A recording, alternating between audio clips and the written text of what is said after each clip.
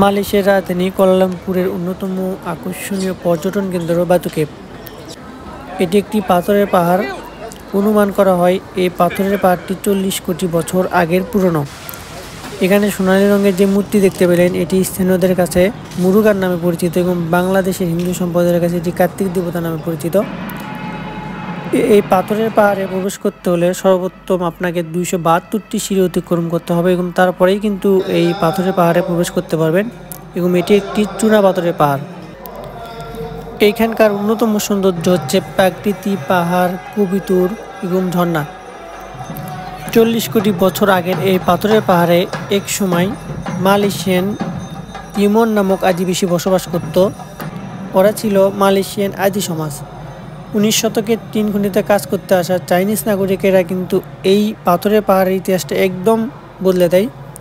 তারা টিন খনিতে কাজ করতে করতে এক সময় সবজি চাষের প্রয়োজন অনুভব করে এবং প্রয়োজন অনুভব করলে এই পাহাড়ের অনেক জায়গায় খনন কাজ শুরু করে এবং এক সময় তারা কিন্তু এই পাহাড়ের প্রবেশদ্বার আবিষ্কার করেন এবং এটি বর্তমানে তামিল হিন্দুদের তীর্থস্থান এবং এটি প্রথম গুহা বাতু কেভের। এটাকে বলে কার্তিকের রহস্য ঘেরা পাহাড়। আসলে এই পাথরের পাহাড় আবিষ্কারের পরে যে প্রবেশদ্বার রয়েছে এটা ছিল ভেল আকৃতির এবং এই ভেল আকৃতির প্রবেশদ্বার হওয়ার কারণে একজন তামিল নাগরিক কিন্তু মনে করেন এটি তাদের যে মুরুগান দেবতা আছে তারপরে কিন্তু তাকে উৎসর্গ করে কিন্তু অনেক মূর্তি কিন্তু স্থাপন করা হয় এই পাথরের পাহাড়ের ভিতরে। এখানে কিন্তু অনেক বানর রয়েছে। বানরগুলো কারো কোনো ক্ষতি করে না, সামান্য খাবার দিলেই কিন্তু তারা বন্ধু বনে যায়।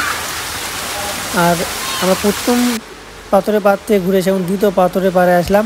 এখানে প্রবেশ করতে হলে আপনাকে কিন্তু 10 মালয়েশিয়ান রিঙ্গিত খরচ করতে হবে এবং আরেকটি যে তৃতীয় পাথরের পাহাড় রয়েছে ওখানে প্রবেশ করতে হলেও 10 মালয়েশিয়ান রিঙ্গিত খরচ করতে হয়।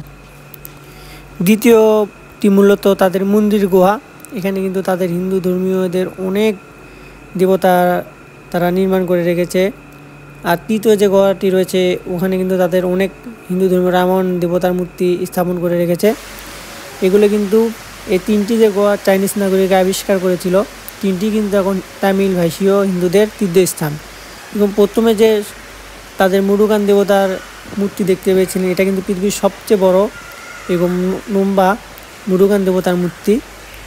বাতু কেভের এই মন্দিরের নির্মাতা ছিলেন একজন তামিল ভাষীয় ভারতীয় হিন্দু ব্যবসায়ী, তার নাম ছিল কে থাম্বুসামি পিল্লাই। এবং প্রথম পাথরের পাহাড়টিতে 272টি সিঁড়ি অতিক্রম করলেও দ্বিতীয় অথবা তৃতীয় পাথরের পাহাড়টিতে কিন্তু কোনো সিঁড়ি অতিক্রম করতে হয় না। পাথরের পাহাড়টিতে ঘুরে অনেক ইতিহাস জানতে পারলাম এবং প্রথমেই বলেছিলাম যে এখানকার অন্যতম সৌন্দর্য প্রাকৃতিক পাহাড়, কবিতুর এবং বানর।